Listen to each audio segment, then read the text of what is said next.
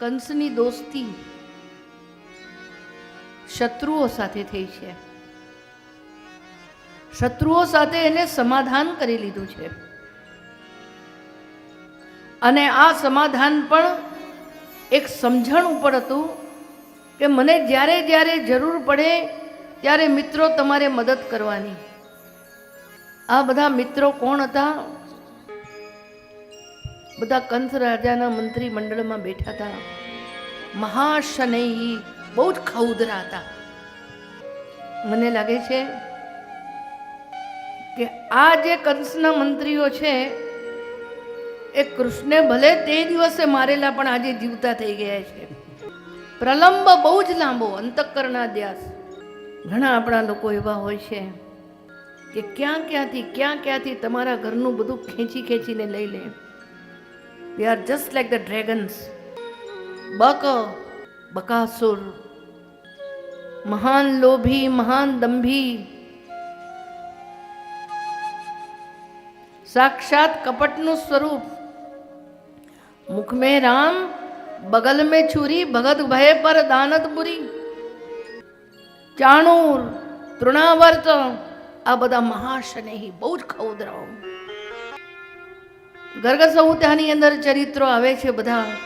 કૃષ્ણ અવતાર પહેલા જ કંસે આ બધા સામે લડાઈ કરેલી અને આ બધા જ દુષ્ટોને જીતી લીધેલા એમણે.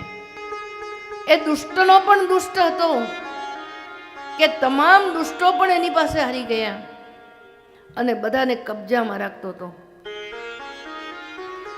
कृष्ण में और कंस में अंतर क्या है? कंस ने इनसे दोस्ती कर दी और कृष्ण ने तो जड़मूल थी हमने उखाड़ी नाख्या. કૃષ્ણ અમરાપુરી જીતી કંસ અમરાપુરી જીતી લેવા માંગે છે. કોઈનું સુખ ઝૂંટવી લેવા માંગે છે અને કૃષ્ણ સૌનું દુઃખ ઝૂંટવીને એને સુખ આપવા માંગે છે. ભગવાને ઉદ્યમ શું કર્યો? દેવકીજીને હર્ષ અને શોક વધારે એવો ગર્ભ રહ્યો. હર્ષ એટલા માટે હતો કે આ 7મો ગર્ભ હતો અને શોક એટલા માટે હતો કે યોગ માયાએ એનું આકર્ષણ કર્યું હતું. અનંત અને સંકર્ષણ આ બંને ભગવત તેજ છે અને ભેગા મળીને દેવકીજીના ઉદરમાં પધાર્યા હતા. जो लक्ष्मण रामावतार में थे ए ज लक्ष्मण कृष्णावतार में मोटा भाई थईने पधार्या बलदेवजी. कारण के रामावतार में रामजी ए छेल्ले लक्ष्मण नो पण त्याग कर्यो. જ્યારે યમરાજા સાથે ચર્ચા ચાલતી હતી ત્યારે એટલે બલદેવજીએ વિચાર કર્યો કે હવે આપણે મોટા ભાઈ થઈને ચાલો ને. પરંતુ એક વાત ચોક્કસ છે, નાનો હોય કે મોટો ભાઈ હોય, ચાલે તો કન્હૈયાનું જ. અને રોહિણીજીની અંદર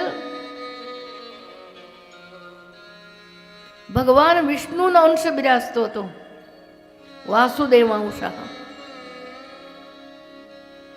યોગ માયાને આજ્ઞા કરી તું ગર્ભનું આકર્ષણ કર.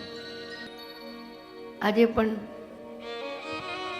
ઘણી બધી વસ્તુઓનું ટ્રાન્સપ્લાન્ટેશન થાય છે. એવી રીતે આ ગર્ભનું પણ આકર્ષણ કરીને એને રોહિણીજીમાં પધરાવ્યો. પણ એવી રીતે પધરાવ્યો કે કોઈને ખબર ન પડી. સંકર્ષણ, અનંત અને વાસુદેવ 3 અંશો સહિત એક ગર્ભ રોહિણીજીના ઉદરમાં બિરાજ્યો. ભગવાન કૃષ્ણ શ્રાવણ માસમાં પધાર્યા હતા, પણ તે પહેલા ભગવાન બલદેવજી ભાદ્રપદ માસની અંદર, હું ગર્ગ સંહિતા પ્રમાણે કહી રહી છું, બલદેવજીનું પ્રાગટ્ય થયું. બોલો બલરામ ભૈયા કી જય, બલરામ ભૈયા કી જય. બલરામજી, બલદેવજી એ ભગવાનની લીલામાં સાધક છે. ક્યારેક બલદેવજી ભગવાનના આવેશવાળા છે, ક્યારેક આવેશ વગરના છે. વાસુદેવ કલાનંદ સહસ્ર વદન સ્વર.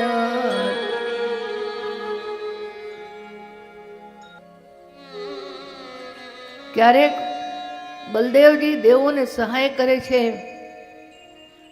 ક્યારેક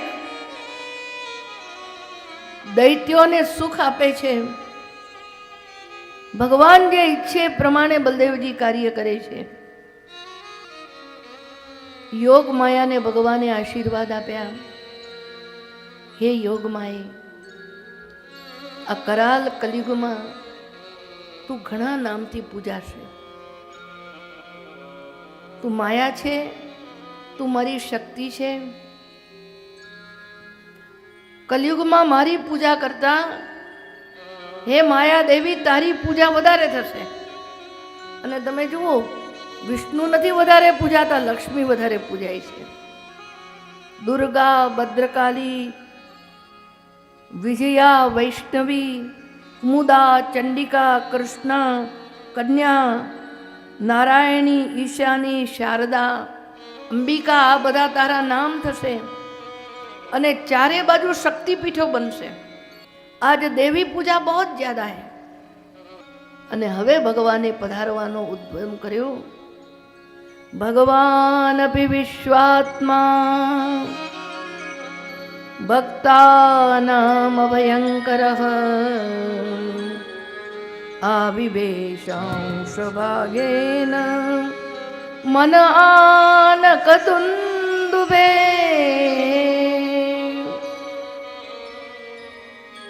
ભગવાનને પધારવાનો રસ્તો કયો? જેમ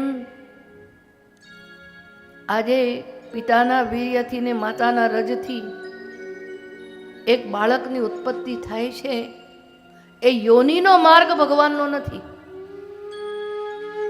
વાસનાનો માર્ગ ભગવાનનો નથી. मनस्तः उस परमात्मा ने वसुदेव जी के मन में प्रवेश किया. He is coming through your mind. અંતઃકરણથી ભગવાન પધારે છે. અહીં મનસ્તઃ શબ્દ નિર્વિકારી મનમાં પ્રભુનું પ્રાગટ્ય થાય છે, બતાવે છે. વિકારી મનમાં ભગવાન પધારતા નથી. અને વસુદેવજીની અંદર એટલું બધું તેજ આવ્યું, તેજ આવ્યું. ભ્રાજમાનો યથા રવિ, જૈસે સૂર્ય તપતા હૈ, એવું દેદીપ્યમાન તેજ વસુદેવજીની અંદર પ્રગટ થયું. ભગવાન પોતાના પ્રદ્યુમ્નાંશ સહિત અથવા પ્રદ્યુમ્નાંશે વસુદેવજીની અંદર પ્રવેશ કર્યો, કારણ કે વંશનો સંબંધ સ્થાપવાનો છે. અને પછી વસુદેવજી સામે જ દેવકીજી બંધાયેલા હતા. બંનેનો સંપર્ક થયો નથી.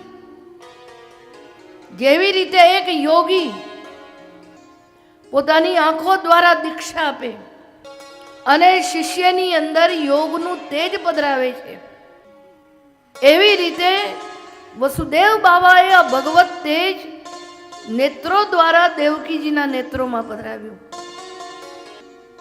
વસુદેવજીના મનમાં પધાર્યું, મનમાંથી નેત્રોમાં પધાર્યું અને નેત્રોમાંથી દેવકીજીના નેત્રોમાં પધાર્યું.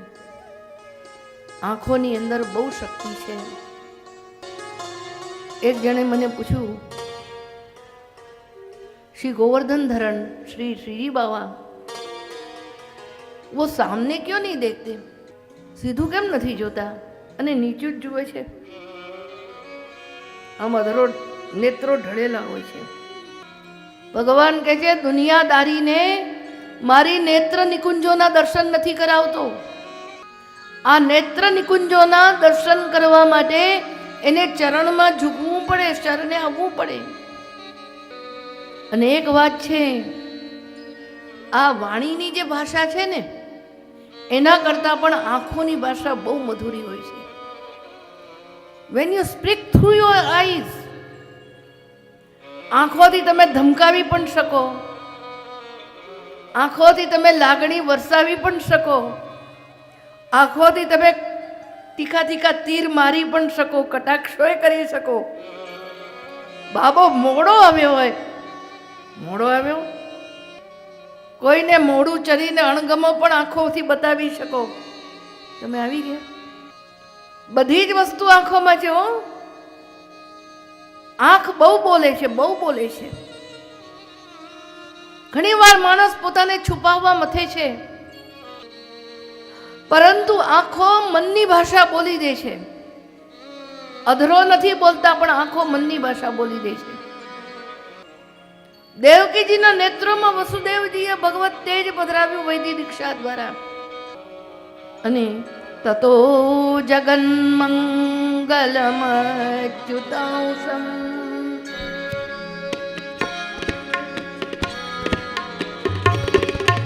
समाहितं शूरसूतेन देवी दधार सर्वात्मकमात्मभूतं काष्ठायदानन्दकरं मनस्थ श्रीकृष्ण गोविन्द हरे मुरारी हे नाथ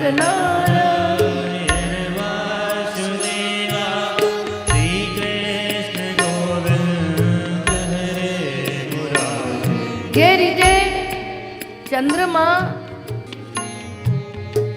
દિશામાં ઉગે છે, એ રીતે देवकीजीए भगवान कृष्ण ने धारण किया। वसुदेव जी के भीतर सूर्य जैसे भगवान थे और देवकी जी के भीतर चंद्र जैसे भगवान थे। बहु शीतल, बहु शीतल। सूर्य जेवा आटला माटे हता के वसुदेवजी निर्भीक छे, ए तेज ने प्रगट प्रकाशी सके छे। अने देवकी जी ने थोड़ो डर लागे छे, अमारी बहनों ने डर लागे छे, रखे ठाकुर जी की सेवा करूं छू ने कोई जानी जशे तो, लोको मने बे शब्द कहेशे तो, कंस राजा आवी जशे तो, लोकलाज बहु डरे छे, बधी जातना भय होय छे। जगन निवास विश्वना कण कण में व्यापी रहेलो कृष्ण आ देवकी जी में समाया हुआ है। नितराम न रेजे, वो बहुत देदीप्यमान नहीं हो रही थी। जेवी रीते ज्ञान खल पासे सरस्वती नथी शोभती, एवी रीते आ कारागृह में देवकी जी नथी शोभी रह्या। एक बहु सरस शब्द सुखदेव जी ए वापर्यो, ज्ञान खल। ज्ञान खल एनु नाम छे, जे बहु जाणे छे, बहु जाणे छे, पण अधिकारी शिष्य ने पण ए विद्या नथी आपतो। Who knows too much.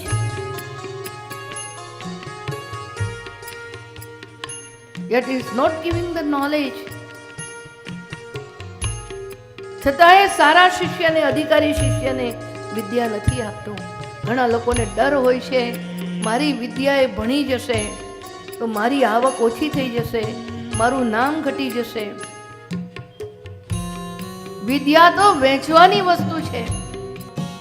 ઘણીવાર ટ્યુશન ક્લાસોમાં હું જોઉં છું, પછી એ કોમ્પ્યુટર્સના ટ્યુશન ક્લાસીસ હોય કે બીજા બધા હાઈલી એજ્યુકેશનના ક્લાસીસ હોય, બહુ જાણતા હોય શિક્ષકો, છતાં જાણી જોઈને એ પોતાનું જ્ઞાન વેચતા નથી। આ બધા જ્ઞાન ખરીદે। કંસ રાજા રોજ દેવકીજીનું મોઢું જોવા આવે। માણસ બે રીતે કામ કરે છે, ભયથી અને ભાવથી।